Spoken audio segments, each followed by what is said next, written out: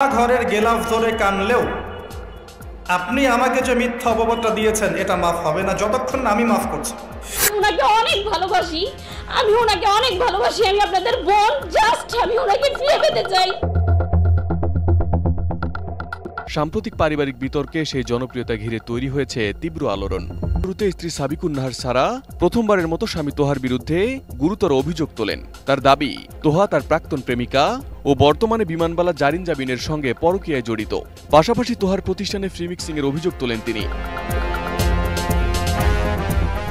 যদিও এসব অভিযোগের জন্য পরবর্তীতে তিনি ভুল স্বীকার করে প্রকাশ্যে ক্ষমা চান, তবুও কিছুদিন পর আবারও একই অভিযোগ তোলেন সাবিকুন নাহার সারা।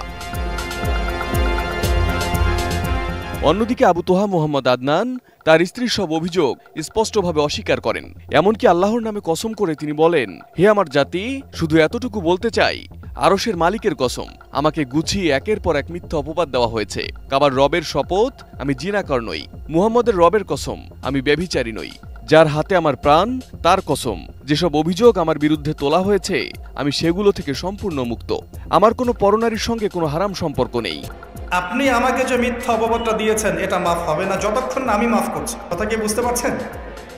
মনে করেন আপনি আমাকে মিথ্যা একটা অপবাদ দিয়েছেন এবং ধুয়ে রেখে দিয়েছেন একদম মিথ্যা অপবাদ দিয়ে। যতক্ষণ আমি আপনাকে মাফ না করছি, কাবা ঘরে গিয়ে গেলাফ ধরে কান্নাকাটি করলেও এই পাপ মাফ হবে না ইনশাআল্লাহ। এই অবস্থায় মৌত হলে কি হবে? পরকালে দেখবেন আমি দাঁড়িয়ে আছি আপনার জন্য। আপনার হিসেব হচ্ছে, হিসেব শেষ। আপনি সালাত, সওম, হজ জাকাতের নেকি নিয়ে উঠেছেন, দেখছেন আমি দাঁড়িয়ে আছি, আমার মতো আরো 10 জন দাঁড়িয়ে আছে। ওই 10 জনকে আপনি গালি দিয়েছিলেন, অপবাদ দিয়েছিলেন, তাদের গীবত করেছিলেন, তাদের সম্পদ ও সম্মানের হানি করেছিলেন। এখন কিয়ামতের মাঠে আপনার নেকি দিয়ে এই ঋণ শোধ করতে হবে, অন্য কোনো অপশন নাই। প্রথমবার এমন অভিযোগ তোলার পর স্ত্রী সাবিকুন নাহারের সঙ্গে সম্পর্ক স্বাভাবিক করলেও কিছুদিনের ব্যবধানে আবারও একই অভিযোগ তোলায় বিচ্ছেদের ইঙ্গিত দিয়ে পোস্ট দেন তোহা আদনান। অবশেষে সেই তালাকের প্রক্রিয়া সম্পূর্ণ হয়েছে বলে নিশ্চিত করা হয়েছে।